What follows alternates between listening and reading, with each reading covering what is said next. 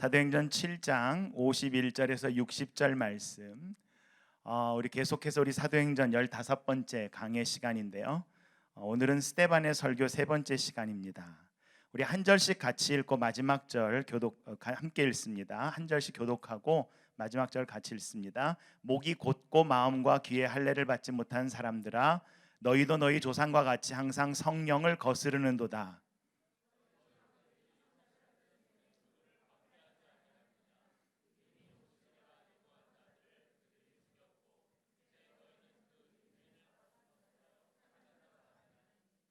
너희는 천사가 전한 율법을 받고도 지키지 아니하였도다 하니라.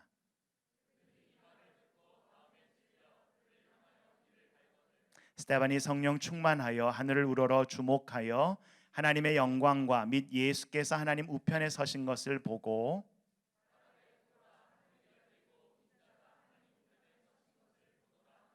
그들이 큰 소리를 지르며 귀를 막고 일제히 그에게 달려들어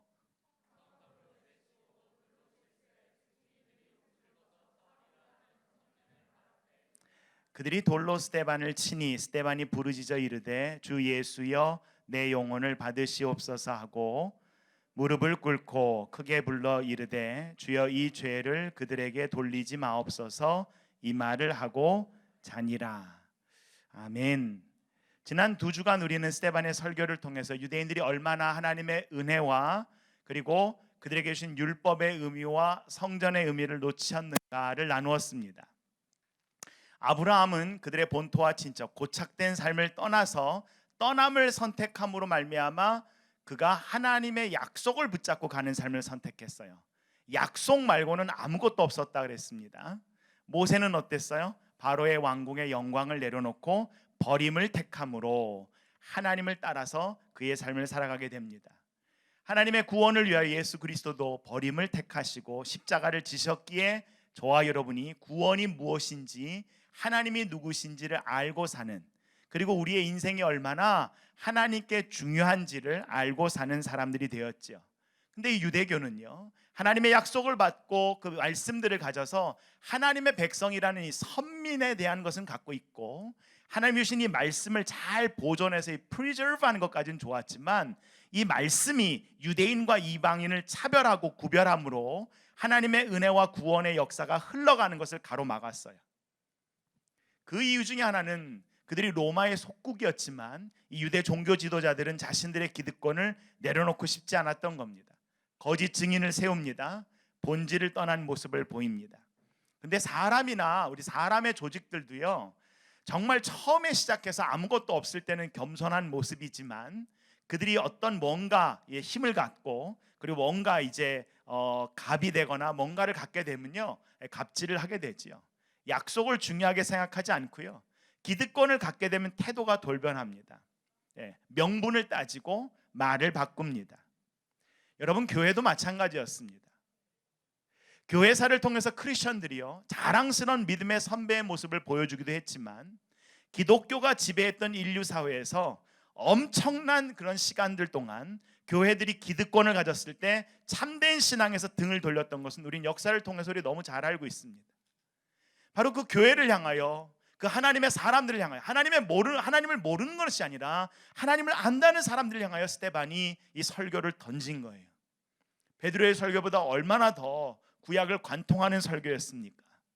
근데 그 결론을 들어가서 오늘 51절 뭐라고 얘기합니까? 같이 한번 읽습니다. 목이 곧고 마음과 귀에 할례를 받지 못한 사람들아, 너희도 너희 조상과 같이 항상 성령을 거스른도다.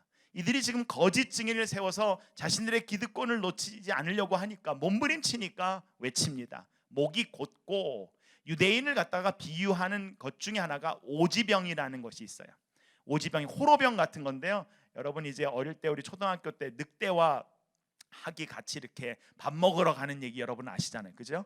네, 그래서 이렇게 이 병이 이렇게 길어요. 그래서 이걸 빡북이라 그래요, 히브리어로. 왜냐하면 이 물을 부으면 물이 빡북빡북 나온다 그래가지고 빡북이라 그러는데 이 목이 길어요. 그런데 물은 집어넣을 수 있어요. 여기다가 이 병에다 물을 넣고 하는데 고기나 뭐 건덕지를 넣으면 이게 목에 걸리는 거죠.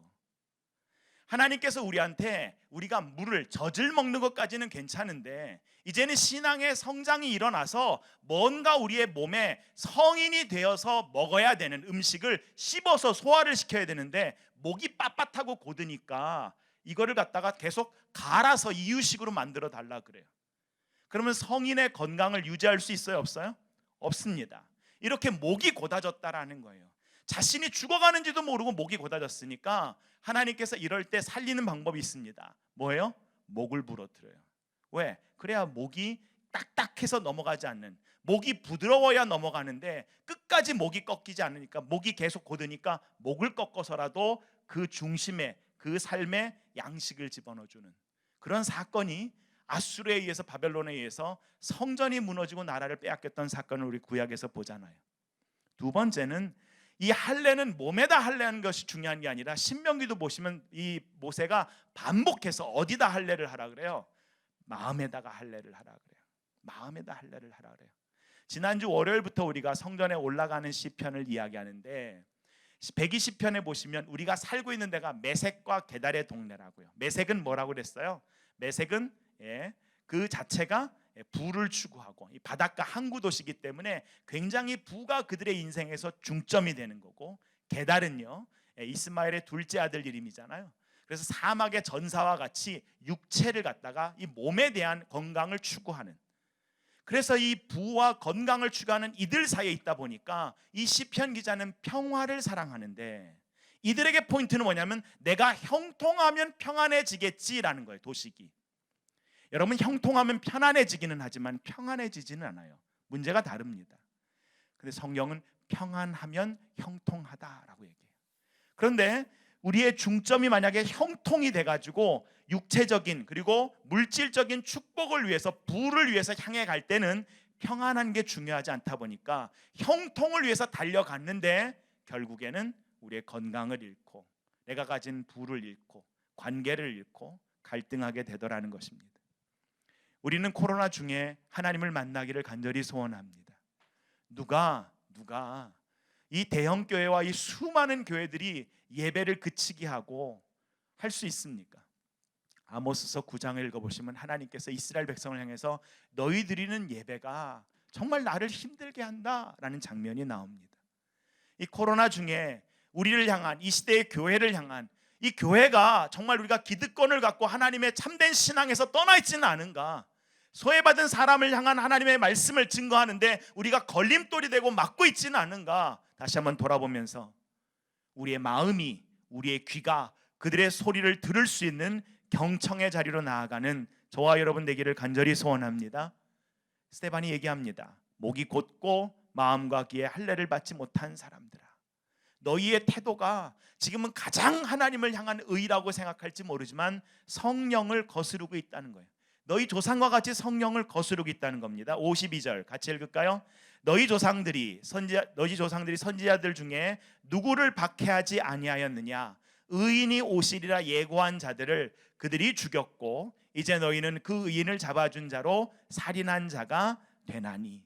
너희 조상 중에 하나님 말씀을 갖고 제대로 이야기한 선지자 중에 너희들이 박해하지 않은 사람이 도대체 누가 있느냐라고 묻는 거예요. 함께 고백합니다. 각 시대마다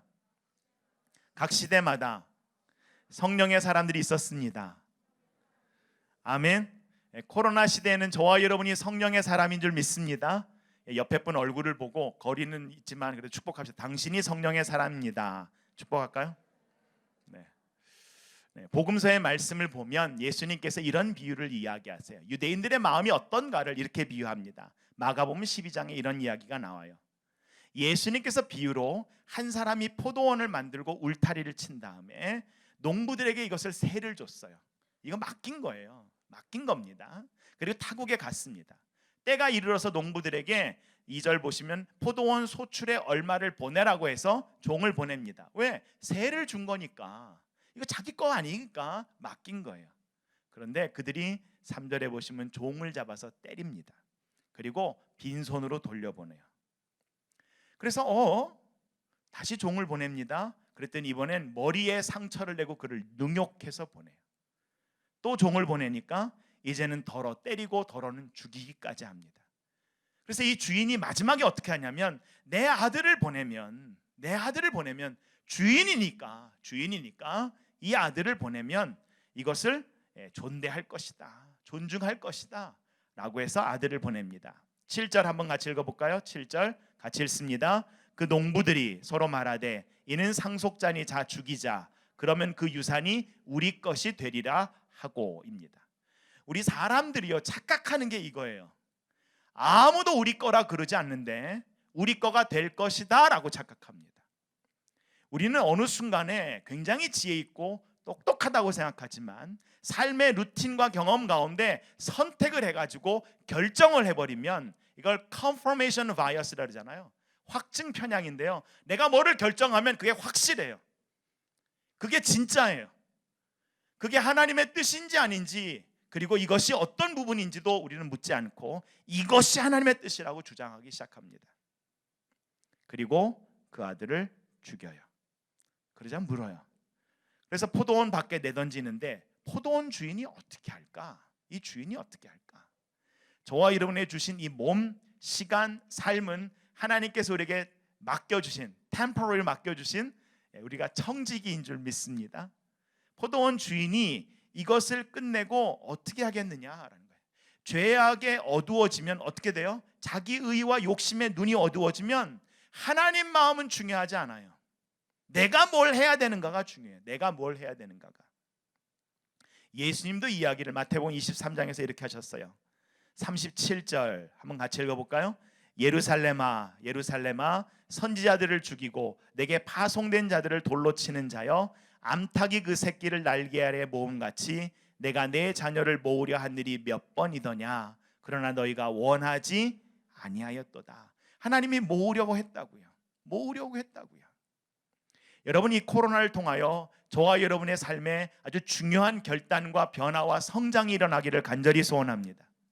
계속된 거짓 증언과 핍박과 위협 속에서도요, 생명이 위태로울 수 있다는 것을 왜 스데반이 몰랐겠어요?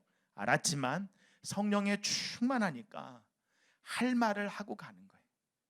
하나님께서 그의 입술을 들어서 사용하는 말을 하고 가는 겁니다. 누가복음 16장에 한 부자가 있지요. 그 부자 집 앞에 나사로가 있었잖아요. 그 부자가 나중엔 죽어요. 자색 옷을 입고 고운 베옷을 입고 화롭게 살다가 죽습니다. 성경을 읽다 보면 이 부자가 왜 지옥에 갔을까? 왜 이 사람이 천국에 못 갔을까? 이런 것에 대한 것을, 이 질문, 우리가 궁금한 것에 답변을 안 하는 본문들이 많아요.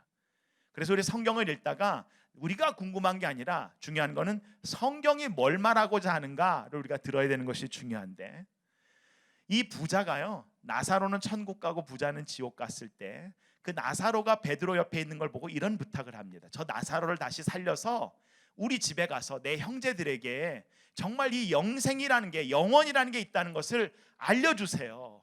좀 얘기해 주세요 라고 할 때 아브라함이요, 죽은 자가 그들에게 가도 그들이 회개하지 않는데 이유를 누가복음 16장 31절에 이렇게 말하고 있습니다. 한번 같이 읽을까요?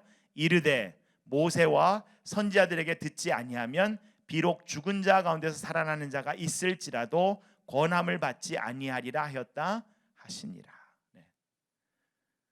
아무리 죽었다가 기적을 봐도요, 그 순간뿐이지 하나님 말씀에 대한 우리의 열리는 귀, 들리는 마음이 없다면 우리가 그것을 듣지 않는다고요. 그래서 53절 스데반이 이렇게 말합니다. 53절 같이 읽어볼까요? 너희는 천사가 전한 율법을 받고도 지키지 아니하였도다. 율법을 받았다고요. 그런데 지키지 않았다는 거예요. 함께 고백합니다. 율법은 지켜야 합니다. 율법은 지켜야 합니다. 여러분, 예수님께서 마태복음 5장 17절에 이렇게 말씀하셨어요. 내가 율법이나 선지자를 폐하러 온 줄로 생각하지 마라. 폐하러 온 것이 아니라 완전하게 하려 함이라는 거예요.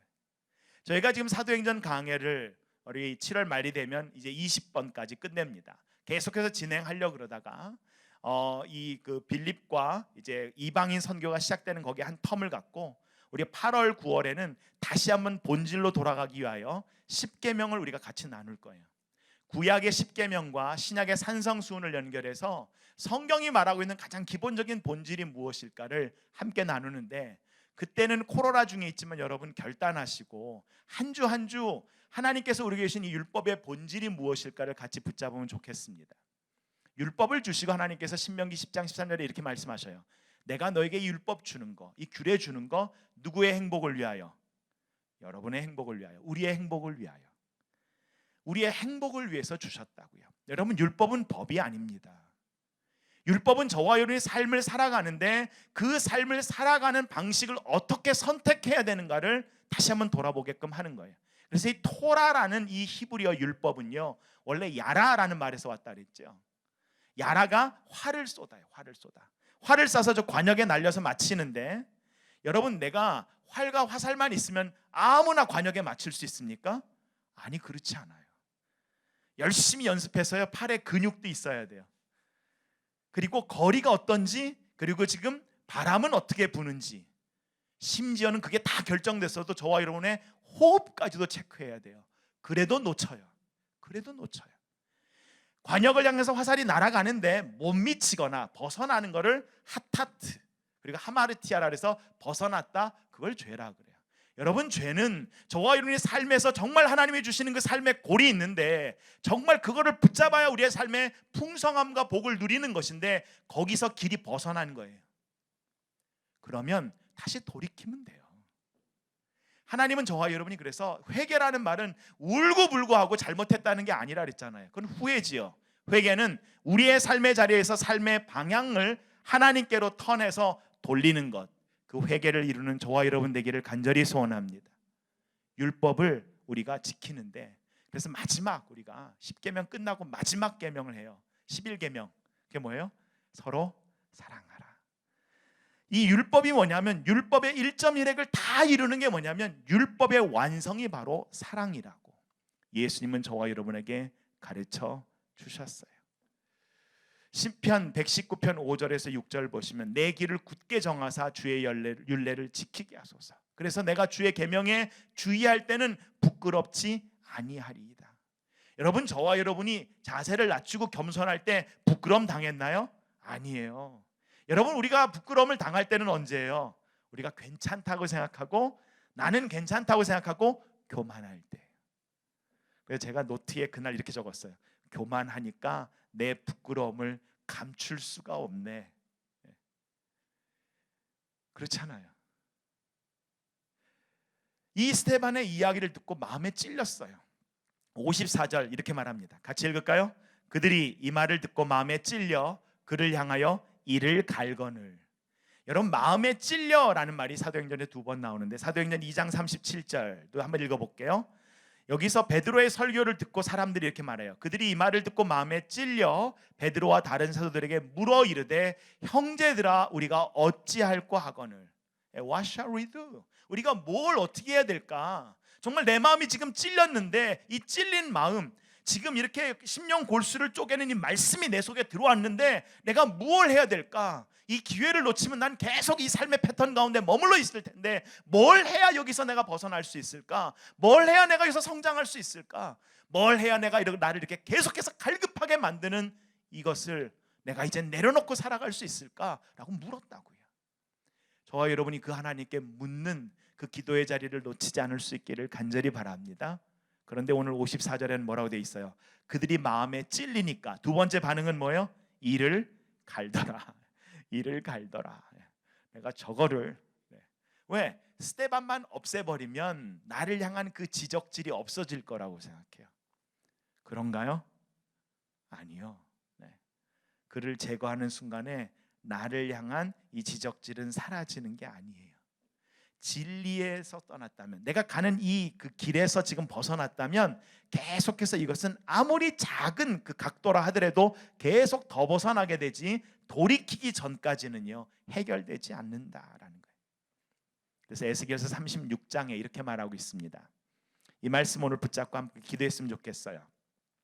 이 말씀 여러분 놓치지 말고 여러분 노트에 꼭 적어 놓으시고 에스겔서 36장 같이 읽을까요? 또 새 영을 너희에게 두고 새 마음을 너희에게 주되 너희 육신에서 굳은 마음을 제거하고 부드러운 마음을 줄 것이며 또 내 영을 너희 속에 두어 너희로 내 율례를 행하게 하리니 너희가 내 율례를 지켜 행할지니라. 아멘.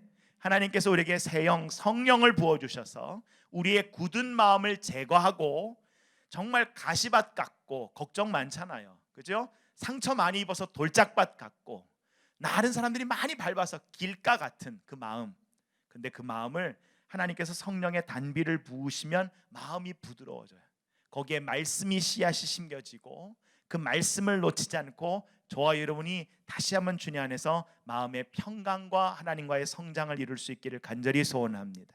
말씀이 그 역할을 해요. 그래서 히브리서 4장 12절 같이 읽습니다. 같이 읽을까요? 하나님의 말씀은 살아있고 힘이 있어서 어떤 양날 칼보다도 더 날카롭습니다.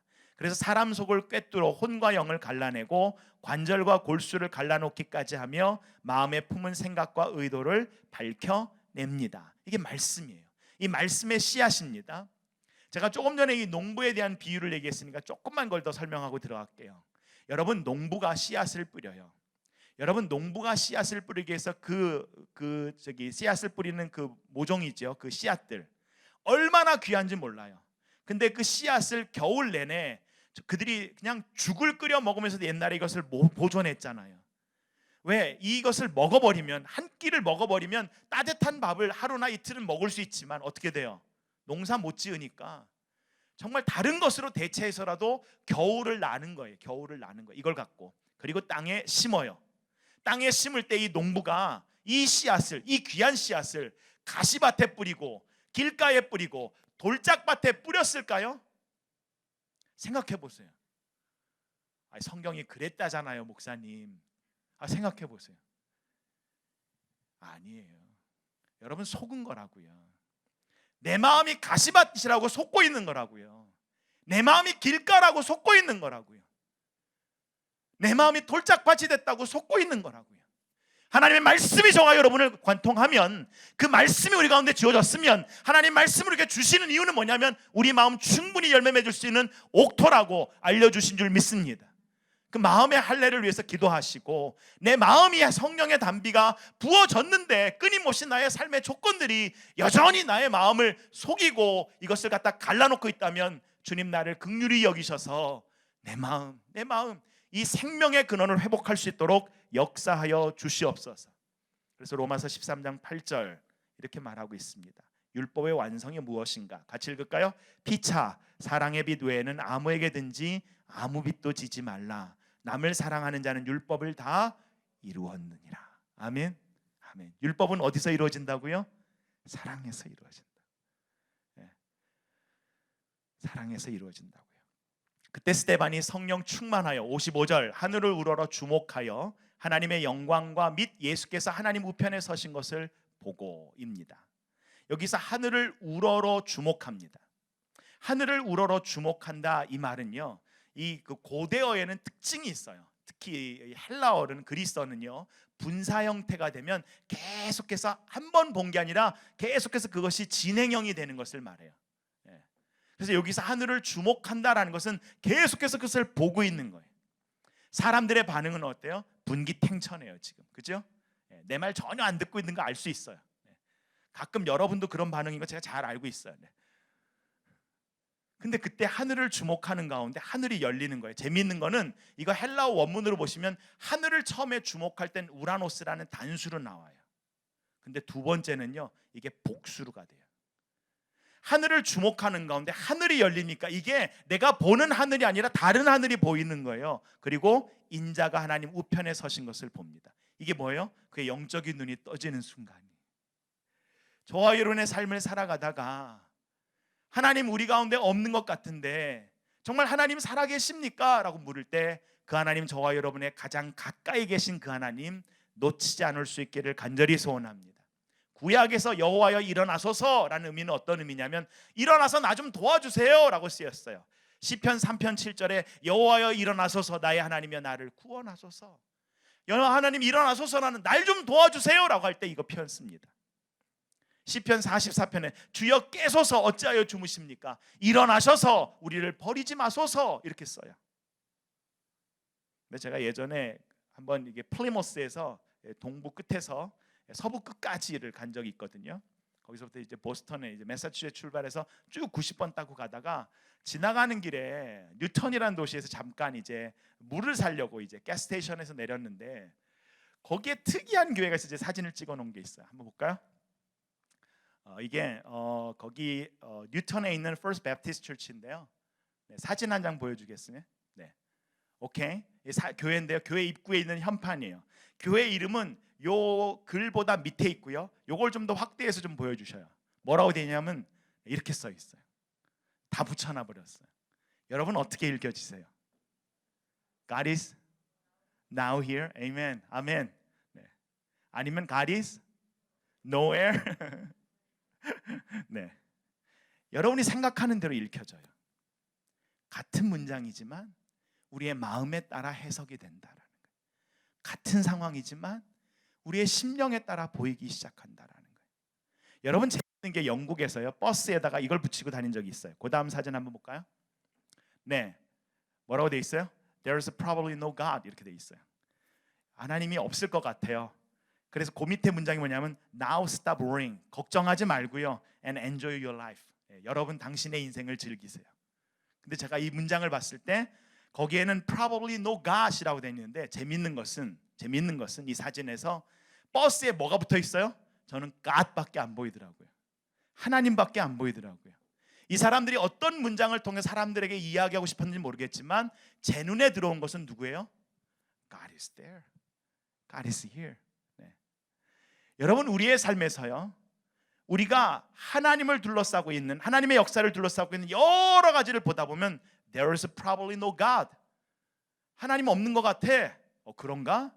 이 말은 뭐예요? There's God. 이 뜻이잖아요. 하나님 없는 것 같아 라는 말은 무슨 뜻이에요? 하나님이 있을 수도 있어 이런 의미 아닌가요? 여러분 우리의 삶에서 우리가 뭐에 붙잡혀 있는지를 다시 한번 말씀 가운데 돌아보는데요 스데반이 끊임없이 하나님의 그 말씀들, 역사들을 가지고 자기의 동족들을 깨울 때 그들은 마음과 귀에 철저히 막으면서 나중엔 귀까지 막잖아요. 57절 이렇게 말하고 있어요. 57절 같이 읽어볼까요? 그들이 큰 소리를 지르며 귀를 막고 일제히 그에게 달려들어.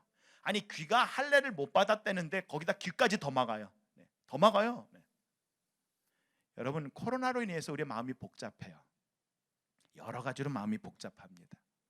근데 중요한 건 왜 복잡해졌어요? 저와 여러분이요 아무도 빼앗은 적이 없는데 그 마음을 생명의 중심을 빼앗겼기 때문이에요. 듣기는 듣는데 내 안에 이미 결정됐어요. CCBB가 다 결정됐어요. 내 의에 대해서 판단 끝났어요. 사랑하는 성도 여러분, 인간의 의로는 절대 하나님의 나라를 볼 수 없습니다. 저와 여러분의 심령과 마음은 하나님께서 그 마음이 옥토라고 이미 말씀하여 주신 줄 믿습니다. 생명의 근원이라고 알려주신 줄 믿습니다. 그렇다면 저와 여러분의 그 심령의 평강을 위하여 그리고 그 마음이 하나님의 말씀을 담아내는 것을 위하여 그리고 성경을 덮어놓고 읽지도 않으면서 이 말씀이 내 마음속에 들어올 거라고 착각하지 마시고 다시 한번 말씀을 가까이 하면서 주님 내게 말씀하여 주세요. 이 말씀이 내게 생명의 호흡되게 주님 내 심령에 심겨지게 도와주세요 라고 말씀을 가까이 하시면서 하루하루 승리해 갈 수 있기를 간절히 소원합니다. 그러나 하나님이 일어나셨다고요. 구약에서는 하나님이 일어나시면 도우려고 일어나시는 상황이라고요. 근데 오늘 본문 어떻게 됩니까? 58절 같이 읽습니다. 성 밖으로 내치고 돌로 칠세 증인들이 옷을 벗어 사울이라 하는 청년의 발 앞에 두니라. 하나님이 일어나신 걸 스데반이 봤는데 저분이 나를 받으시는 것을 분명히 눈으로 봤는데 영적인 눈이 띄어졌는데 결과는 뭐예요? 스데반 여기서 죽었다고요. 59절 그들이 돌로 스데반을 치니 스데반이 부르짖어 이르되 주 예수여 내 영혼을 받으소서. 그리고 60절 같이 읽습니다. 무릎을 꿇고 크게 불러 이르되 주여 이 죄를 그들에게 돌리지 마옵소서. 이 말을 하고 자니라. 여기서 스데반 사건으로 뭔가 초대교회는 끝난 것 같아요. 근데 끝에 이렇게 기록합니다. 사도행전 기자가 이 말을 하고 그가 죽었더라가 아니라 뭐라고요? 자니라. 사랑하는 여러분, 저와 여러분이 죽을 확률 몇 프로라고 말씀드렸어요 그 전에. 따라합시다. 내가 죽을 확률 100%입니다. 아멘. 아멘입니다. 우리가 죽을 확률 100%예요. 우리 중에 은퇴하실 확률이 100%는 아닐 수 있어요. 왜? 은퇴하기 전에 돌아가실 수도 있거든요. 근데 죽을 확률은 100%예요. 우리의 삶에서 죽음은 100%입니다. 성경은요 우리에게 죽음을 두려움의 대상이 아니라 그래요. 근데 사단은 이 죽음을 이용해서 죄를 가지고 우리를 계속해서 휘두릅니다. 생명이 마치 이 땅에 사는 동안만 유지되는 것이라고 생각해요. 그러다 보면 두려움은 불안을 초래하고 이 불안은 우리의 삶을 허둥지둥하게 만들어요. 뭔가 남들이 가는 대로 그들의 인생을 따라가게끔 만들고, 그리고 거기가 다라고 생각하게 돼요. 그런데요 영생이라는 것은요 우리의 시간의 양이 쭉 길어진 게 아니에요. 여러분, 암이 걸려서 고통 중에 있는 사람에게 너 영원히 이상돼서 살아 라고 하면 여러분 그 말처럼 정말 욕이 어디 있겠어요? 아니에요? 영생은 나의 삶이 바뀐 거예요. 나의 삶의 관점이 바뀐 거예요. 나의 삶의 질이 바뀐 거예요.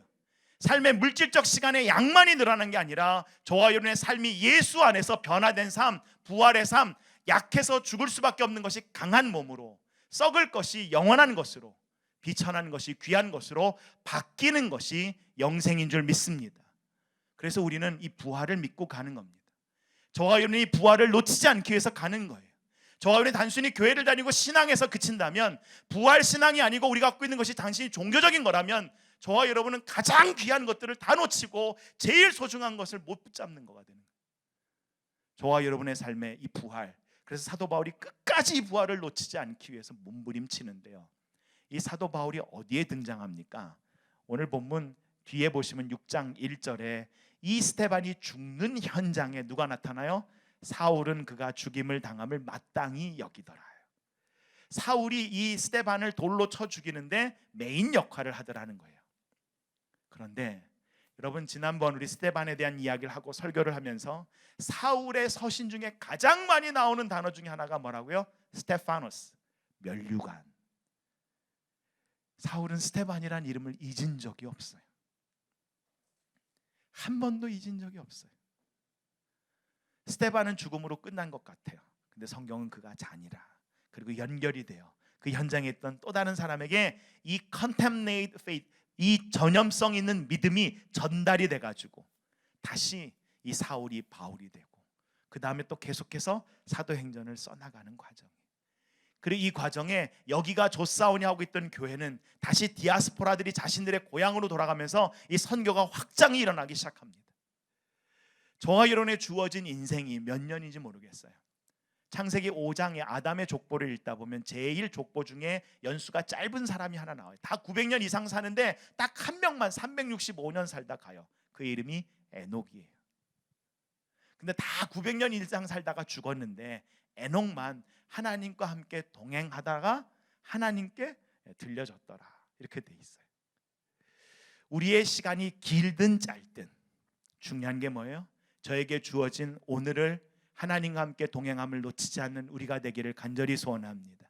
그리고 우리의 신앙이 부활 신앙을 붙잡아내지 못한다면, 부활로 나아가기 위한 과정으로 우리의 점철을 발을 걸어내지 못한다면, 십자가를 넘어 부활로 나아가는 것이 우리의 신앙의 골이 아니라면 다시 한번 우리의 신앙의 목적을 바르게 세우고 부활로 나아가 주님 앞에서 함께 만나는 저와 여러분 되기를 간절히 소원합니다.